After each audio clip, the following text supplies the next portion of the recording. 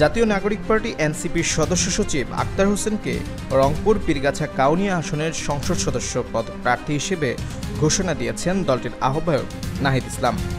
জুলাই গণঅভ্যুত্থানের বর্ষপূর্তি উপলক্ষে মঙ্গলবার রাত 11টায় রংপুরের কাউনিয়া বাস স্ট্যান্ডে দেশ গড়তে জুলাই পদযাত্রার পথসভায় এ ঘোষণা করেন তিনি।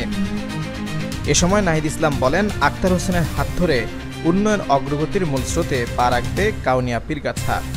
দলের মুখ্য সমন্বয়ক হাসানাত আবদুল্লাহ আক্তার হোসেনকে কাউনিয়ার ভূমিপুত্র হিসেবে পরিচয় করিয়ে দেন।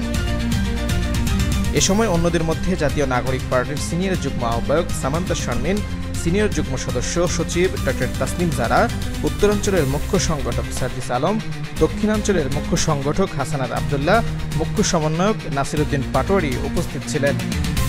এর আগে সকালে পীরগঞ্জের শহীদ আবু সাইদের কবর জিয়ারতের মাধ্যমে শুরু হয় জুলাই পদযাত্রা।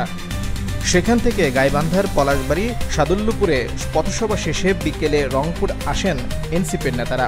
সন্ধ্যা 7:45টার দিকে তারা বেগম রোকেয়া বিশ্ববিদ্যালয়ের সামনে শহীদ আবু সাইদের গুলিবিদ্ধ হওয়ার স্থান থেকে রংপুর নগরীর ডিসির মোড় অভিমুখে জুলাই পদযাত্রা শুরু করেন।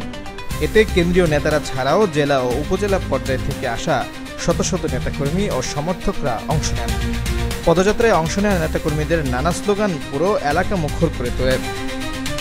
পদযাত্রাটি পার্ক মোড়, লালবাগ, শাপলা চত্বর, জাহাজ কোম্পানি, পায়রা চত্বর, সুপার মার্কেট, সিটি বাজার ও টাউন হল মোড় হয়ে জিয়া স্কুল সংলগ্ন ডিসি মোড়ে গিয়ে শেষ হয়। পরে সেখানে এনসিপি নেতারা সাংবাদিকদের সঙ্গে কথা বলেন।